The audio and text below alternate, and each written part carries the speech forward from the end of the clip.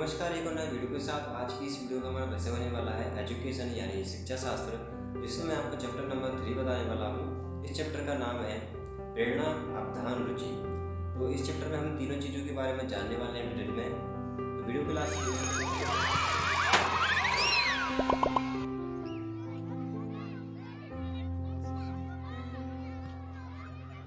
इस चैप्टर की सबसे पहले मैं आपको अति लघु उत्तरीय बताने वाला हूँ। पहला प्रश्न है, मनुष्य के आंतरिक उत्तेजना के कोई दो उदाहरण लिखिए या दीजिए। तो इसकी उत्तेजना के दो उदाहरण हैं। पहला तो है भूख लगना, दूसरा है जिज्ञासा। ठीक है, तो ये आंतरिक उत्तेजना है जो कि एक समय होने पर उत्पन्न होने लगती है।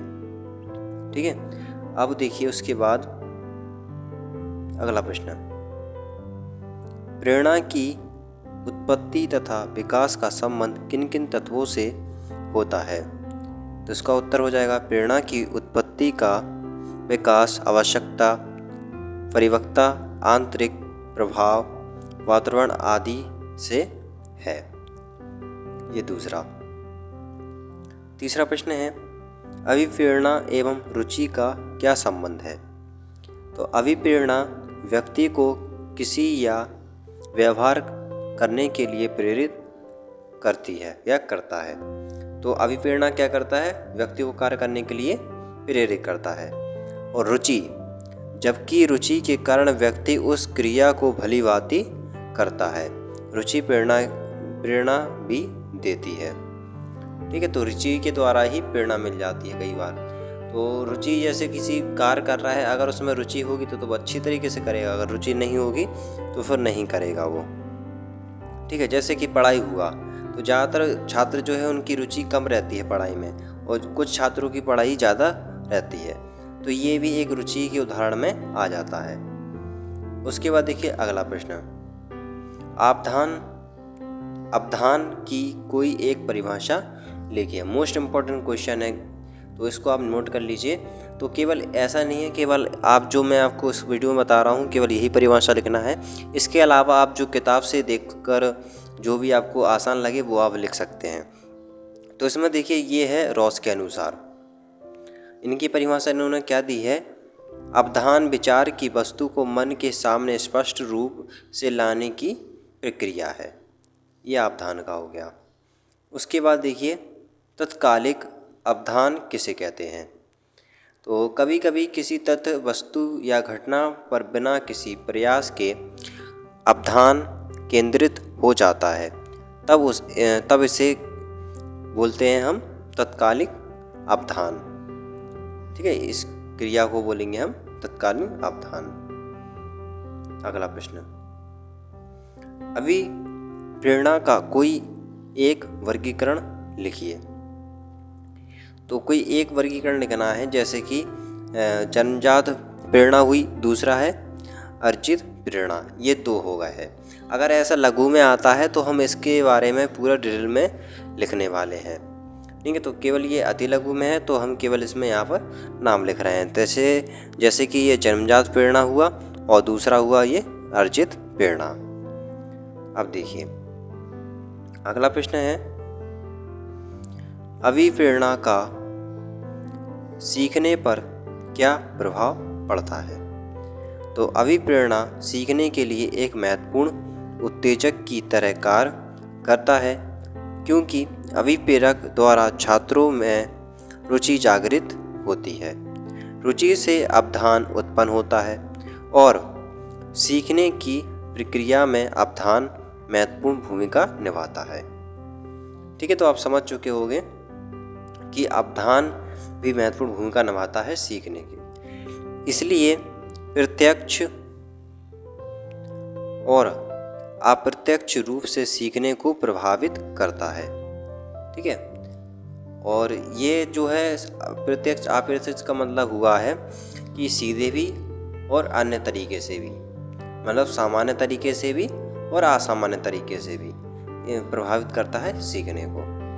अगला प्रश्न, सीखने में प्रेरणा का क्या योगदान है? ठीक है, ये प्रश्न हो गया। तो इसमें पूछा है मतलब बताया गया है, सीखने में प्रेरणा का महत्वपूर्ण स्थान है।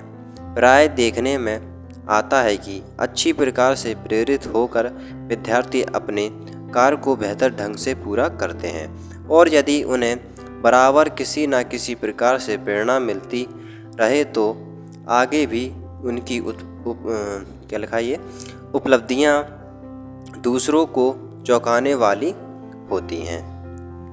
वास्तव में प्रेरणा कार्य को आरंभ करने, जारी रखने और नियमित करने की प्रक्रिया है। प्रेरणा मिलते रहने से सीखना सर्वोत्तम होता है। ठीक है, तो प्रेरणा का बहुत ही महत्वपूर्ण स्थान होता है सीखने में ही, और यदि उसका प्रेरणा अगर बराबर उसको मिलती रहे तो कहीं ना कहीं वो ऐसा काम कर जाएगा जो सभी के लिए आकर्षित हो जाएगा, मतलब चौंका देने वाला हो जाएगा। ठीक है, तो हमने इसी प्रश्न में यह बताया गया है अपनी भाषा में, जिससे कि आपको इजीली याद हो जाए, लर्न हो जाए। अब देखिए अगला प्रश्न, रुचि के 2 प्रकार बताइए। तो रुचि तो एक होती है जन्मजात और एक होती है अर्जित रुचि। जन्मजात रुचि जैसे कि भूख लगना, और अर्जित रुचि जैसे किसी को देख करके या सीख करके, वो अर्जित रुचि में आ जाता है। अगला प्रश्न, रुचि अपने क्रियात्मक रूप में एक मानसिक प्रवृत्ति है, यह किसका कथन है? तो ये हो जाएगा जेम्स ड्रेवर का कथन है। ये एमसीक्यू में आ जाता है, तो इसको आप इग्नोर ना करें, इस प्रकार के क्वेश्चनों को भी। अगला प्रश्न आ गया वही जो हमने जाना था, जन्मजात रुचि को उदाहरण स्पष्ट कीजिए। तो मूल प्रवृत्तियों में विकसित रुचि को जन्मजात रुचि कहा जाता है, जैसे भोजन में रुचि। देखिए जैसा कि मैं आपको बता दिया था, उदाहरण वही है। बच्चों को खेलने में रुचि, किशोर अवस्था में लड़के एवं लड़कियों को एक दूसरे में रुचि, तो ये हो जाती है जन्मजात रुचि, ना प्राकृतिक रूप से भी हम बोल सकते हैं। अब देखिए अगला प्रश्न है, रुचि के कौन कौन सी लक्षण है, व्याख्या कीजिए। पहली, मतलब पॉइंट में हम बता रहे हैं, रुचि व्यक्ति का एक आंतरिक गुण है। दूसरा, रुचि एक आंतरिक दशा या भाव है। तीसरा, रुचि एक प्रभावशाली प्रेरक है। चौथा, यह मनुष्य की एक मनोवृत्ति है। तो ये इसमें हो गया। फिर देखिए अगला प्रश्न, रुचि को परिभाषित कीजिए और अवधान से इसके संबंध की व्याख्या कीजिए। तो आप जानने वाले हैं हम रुचि की परिभाषा। तो रुचि अपने ज्ञानात्मक रूप में एक मनोवृत्ति है। जेम्स ड्रेवर मैंडुगल ने लिखा है, रुचि गुप्त अवधान है और अवधान रुचि का क्रियात्मक पक्ष या रूप है। बिना रुचि के अवधान नहीं होता। ठीक है, अगला प्रश्न, ये रिपीट हो गया है आई थिंक क्वेश्चन, तो इसको हम इग्नोर करते हैं। देखिए ये हमने पढ़ चुके हैं ना, जन्मजात रुचि को उदाहरण स्पष्ट कीजिए, ये हम पढ़ चुके हैं। फिर देखिए अगला प्रश्न, प्रेरणा में क्या कार्य है? तो छात्रों में रुचि का विकास ध्यान केंद्रित करने में सहायक एवं व्यवहार में परिवर्तन होता है। मैं आपको इस चैप्टर के लघु उत्तरीय बता देता हूँ। देखिए पहला प्रश्न है, अवधान में रुचि एवं मानसिक स्वास्थ्य का क्या प्रभाव पड़ता है? तो देखिए रुचि और अवधान एक ही सिक्के के 2 पहलू हैं माने जाते हैं, लेकिन मानसिक स्वास्थ्य का महत्वपूर्ण प्रभाव पड़ता है। बालक किसी क्रिया में तभी रुचि दिखाएगा जब उसका ध्यान क्रिया पर हो। ठीक है, तभी रुचि दिखाएगा ना जब उसका ध्यान क्रिया पर हो। लेकिन यदि उसकी मानसिक अवस्था ठीक नहीं है, ठीक है, उसकी मानसिक अवस्था बिल्कुल बेकार है, तो वह उस कार्य को भली भांति नहीं कर पाएगा, तो अवधान निष्क्रिय हो जाएगा, मतलब जो कार्य वह कर रहा है वह व्यर्थ हो जाएगा।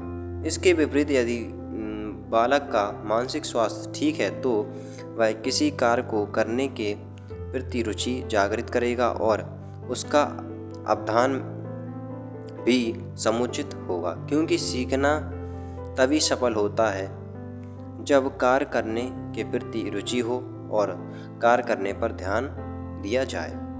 ये हमारा क्वेश्चन कंप्लीट होता है। दूसरा प्रश्न है, अवधान की विशेषताएं लिखिए।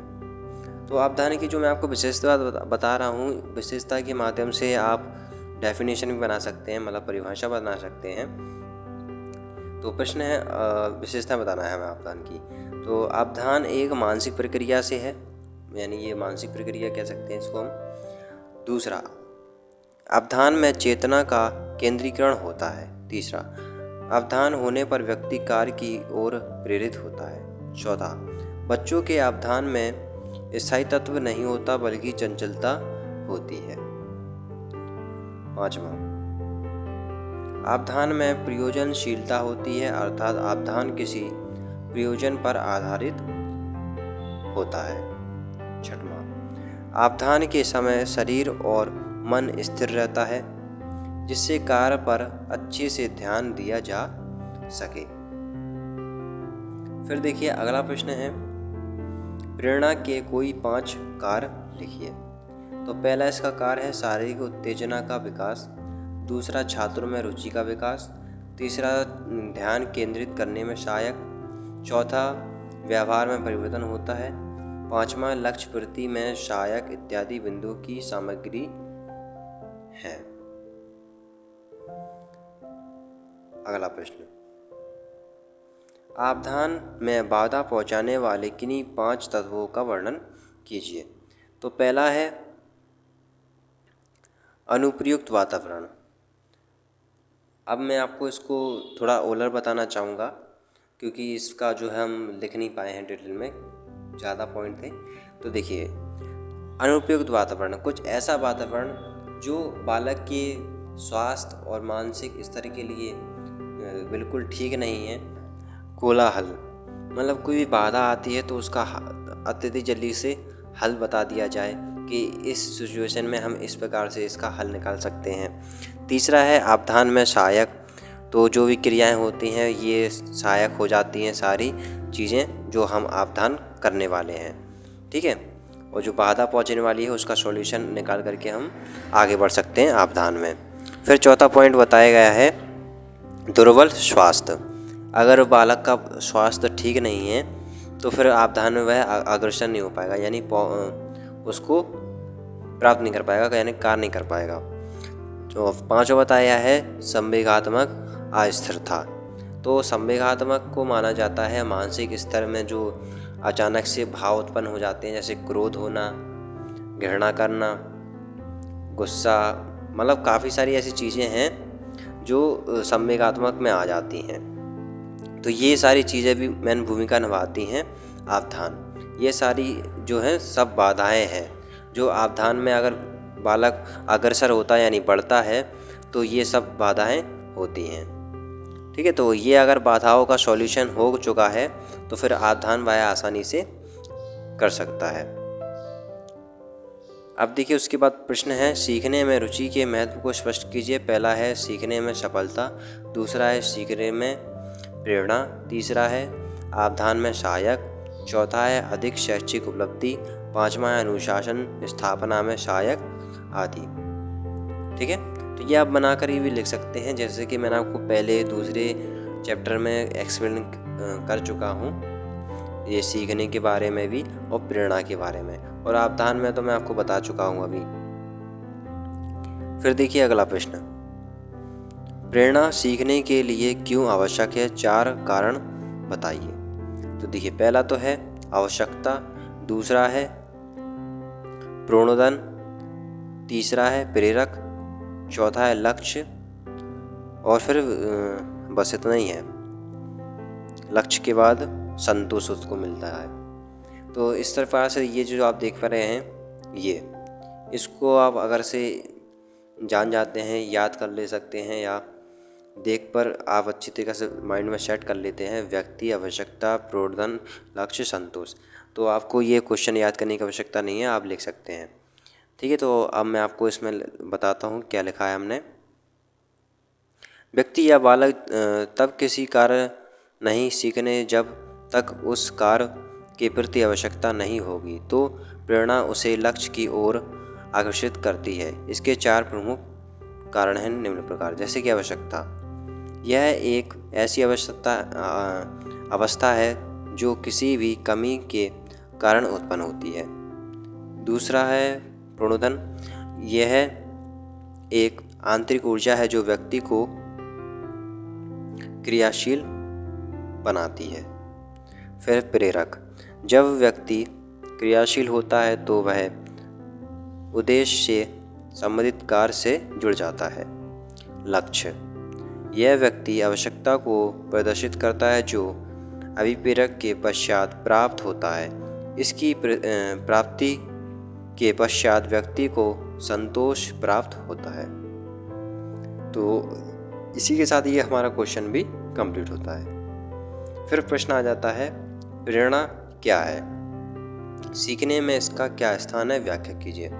तो अभिप्रेरक अधिगम को सर्वोत्तम स्थान तक पहुंचाता है। प्रेरणा के द्वारा यह तय किया जा सकता है कि बालक कितना और कितने समय में क्योंकि सीखने में प्रेरणा का होना आवश्यक है। इसके अलावा अन्य बिंदुओं से इसको स्पष्ट किया जा सकता है। जैसे कि पहला बिंदु, प्रेरणा के माध्यम से रुचि विकास किया जा सकता है जो शिक्षक की कुशलता पर निर्भर है। और दूसरा है, प्रेरणा के फलस्वरूप छात्र पाठ वस्तु पर जो ध्यान केंद्रित करता है।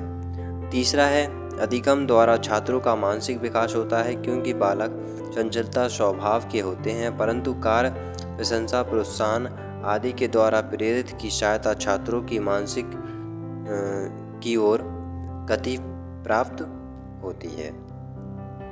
ठीक है, अगर कोई उसका जो अध्यापक होगा, सिखाने वाला, अगर उसको प्रोत्साहन करेगा, शाबाशी देगा तो वह और ज़्यादा प्रेरित होगा तो और कुशलता से कार्य करेगा। चौथा है, छात्रों को अच्छे कार्य एवं आचरण को प्रेरणा देकर उसको अनुशासन प्रिय बनाया जाता है।